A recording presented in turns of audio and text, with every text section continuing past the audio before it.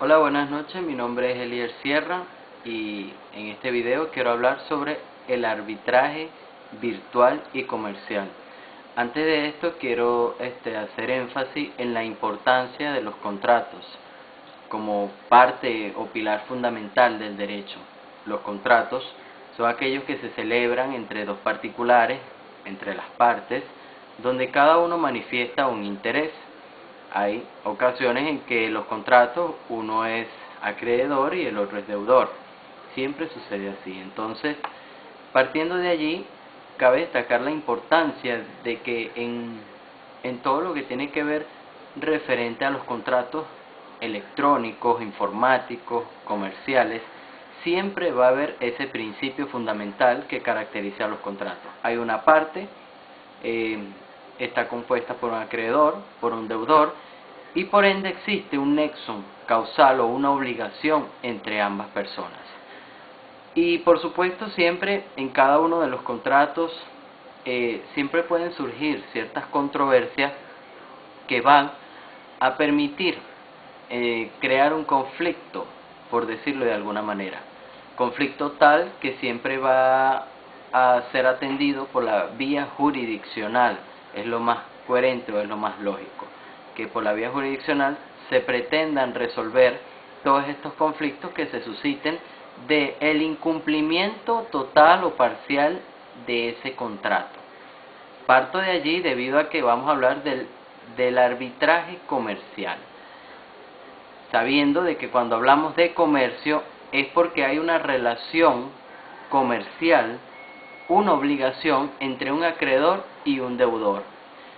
Todo lo que es la parte de comercio es de gran importancia y el comercio electrónico no queda por fuera, no queda excluida de tal importancia, sino que todo lo contrario, igualito hay una parte, igualito hay un acreedor, igualito hay un deudor, igualito hay una obligación o un nexo causal. Partiendo de allí, encontramos el arbitraje. ¿Qué es el arbitraje? El arbitraje es simple y llanamente, de una manera muy personal, el arbitraje es la mediación que se pueda suscitar entre las partes por un tercero totalmente ajeno a la causa o al motivo que ha generado la controversia. Entonces de allí la doctrina ha buscado la manera de crear este tipo de mecanismos como una resolución de conflictos alternativa a la vía jurisdiccional. Es decir, de que el arbitraje se encuentra fuera de la vía jurisdiccional.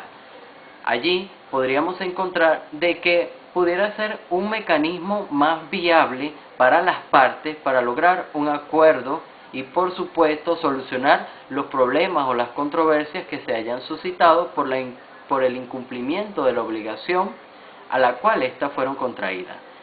Entonces podemos encontrar de que el arbitraje, también nos dice la doctrina, de que se sugiere que sea en números impares, es decir, 3 personas, 6 personas, 9 personas, 3 personas, 9 personas, y tiene que ser más de 3 personas. Pueden ser números impar para evitar una cierta parcialidad hacia alguna de las partes, sabiendo de que el arbitraje se presume de que no puede tomar ninguna parcialidad por alguna de las partes, sino que de manera equilibrada, utilizando la balanza de la justicia, crear los mecanismos de conveniencia y de mutuo acuerdo para entender cada una de las posiciones expuestas y presentadas por las partes. Podríamos también decir de que dentro del derecho internacional se ha tomado como referencia el arbitraje entre los estados. Y hablo del derecho internacional ya que estamos hablando del comercio electrónico también, donde existe gran importancia, es decir, porque las partes quizás no son de un mismo país, pudieran ser de diferentes países. Igualmente, la obligación entonces viene presentada y viene dada entre dos ciudadanos de diferentes naciones. Allí podemos encontrar que la Convención de Viena ha establecido el arbitraje como uno de los mecanismos de resolución de conflictos más viables y más rápidos antes de entrar a instancias jurisdiccionales. Y por supuesto, entrar a una instancia jurisdiccional estamos hablando de primero solucionar el conflicto de ley que genera que genera sí la controversia o la obligación que se suscita entre las partes. ¿Por qué? Porque hay que resolver el conflicto de ley al cual a qué ley o a qué a qué norma se va a regir la obligación o se va a buscar la solución por vía jurisdiccional. Entonces el arbitraje permite ahorrar todo ese tipo de procedimientos por vía jurisdiccional y buscar un mecanismo más viable, más rápido, más sencillo y más cómodo para las partes a fin de lograr solucionar la controversia suscitada. Entonces podemos encontrar de que el arbitraje es de gran importancia. Ahora bien, el arbitraje virtual o electrónico. Cuando hablamos de arbitraje a nivel normal, pudiéramos decir, y como lo dije anteriormente, que se puede dar entre 3 personas, como lo dije. Es decir, se sientan las 3 personas, árbitros, junto con las partes, expresan las partes cuál es la controversia que se ha suscitado, y el arbitraje permite, o los árbitros allí comienzan a desarrollar una serie de opiniones que pueda ayudarle y permitirle a las partes de solucionar.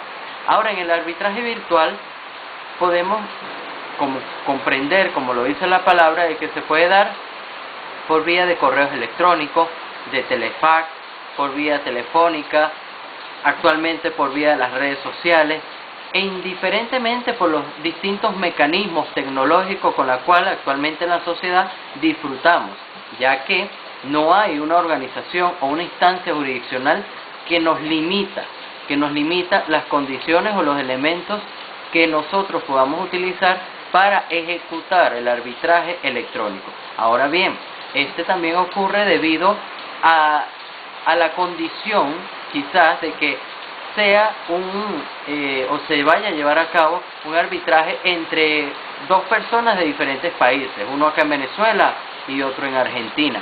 Entonces el arbitraje virtual nos permite tener un arbitraje totalmente paralelo a nuestra localidad, ajeno a nuestra causa y que nos ayude a solucionar el conflicto que se esté suscitando. Muchas gracias.